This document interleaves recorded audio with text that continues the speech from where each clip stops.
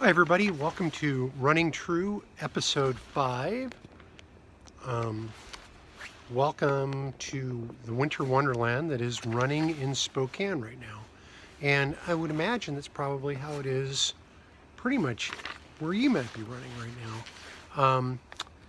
If you're running someplace warm, congratulations.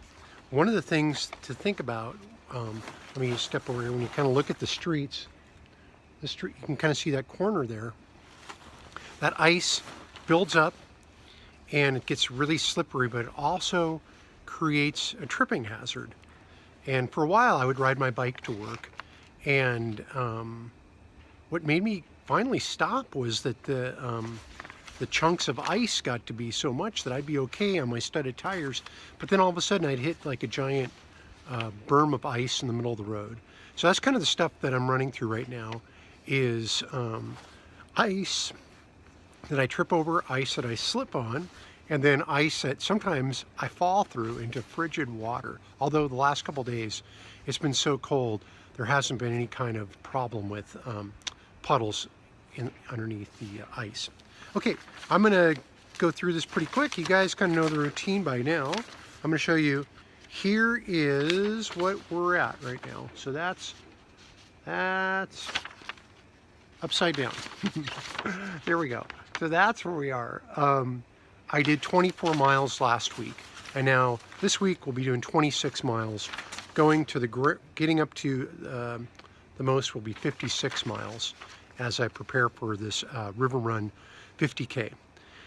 And today was, well, usually on the first of the month, I was working on the first of the month, so I couldn't do it. But usually on the first of the month, I take measurements, weigh myself, see where I am. I've lost a couple pounds since I've been at this for about a month now.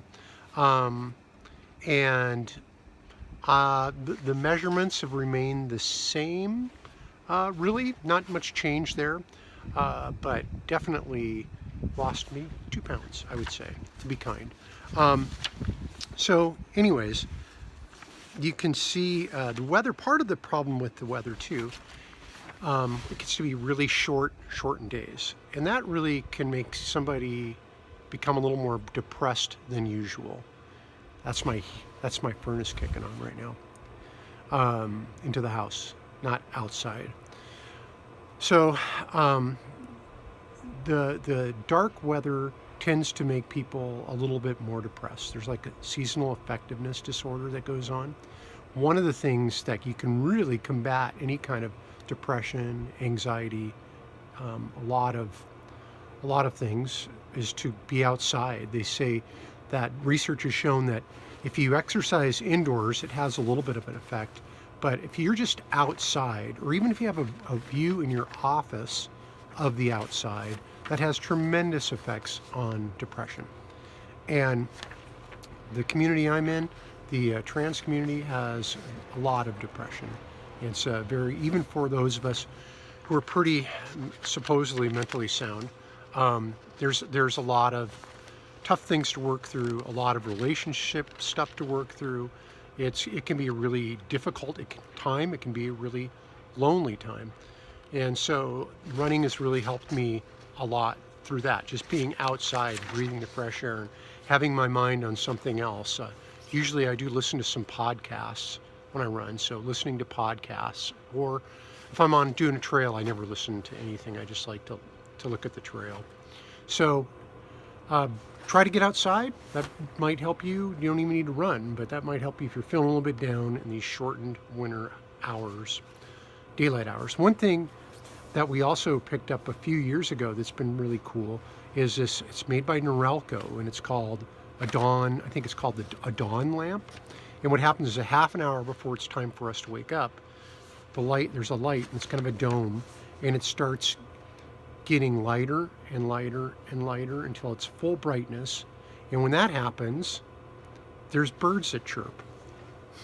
And so it really simulates, it puts your body into that mindset that you're actually experiencing an actual dawn, so they say. I mean, could be a bunch of crap, but all I know is it seems to have worked really good for us. We had toyed around with the idea of having like one of those LED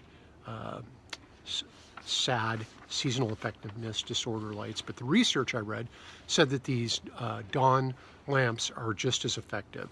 So if you want a link to that, just email me, leave a comment, and I'll get you a link to what I'm actually using. So, even at work, I'm seeing a lot of depression in my patients that I run across. It's a tough time of year for people, especially the holidays are really hard for people who are going through tough times. The holidays seems to exacerbate those tough times. And after the holidays, I think sometimes it's even worse. Last shift was a lot of people who were having some really, really tough times. So anyway, take care of yourself and sleep good, eat good, and also get outside. One of the things that I have been doing for the past 4 or 5 months is I've been doing home fermentation of my own vegetables, and kind of like, it's a fancy name for like sauerkraut. So, you make sauerkraut out of cabbage, or kimchi out of Napa cabbage, and spices. And so I've been doing a lot of that. And I think there's some kind of research that says your stomach is like a second brain, really. There's like a brain stomach, the two connect. And they find that these fermented foods are really good to nourish your stomach and nourish your mind. So anyways, consider some fermented foods. Maybe sometime, if there's some interest, I'll show you how I actually do it. I actually have some kombucha that I'm making right now too. I'm out of kombucha, and the last batch I made was way too sour, but I still drink it. But anyway, so I'm making some kombucha right now. I think those of you who might have tuned into my kind of follow-on that I try to do to this, the Running True Confessions, I'm trying to break out like why running is good for anybody in transition, whether it's a gender transition, or whether it's a new job transition, or maybe a new relationship transition. I think running is a really good thing. And you can really substitute that for a lot of different physical activities, but running seems to work for me.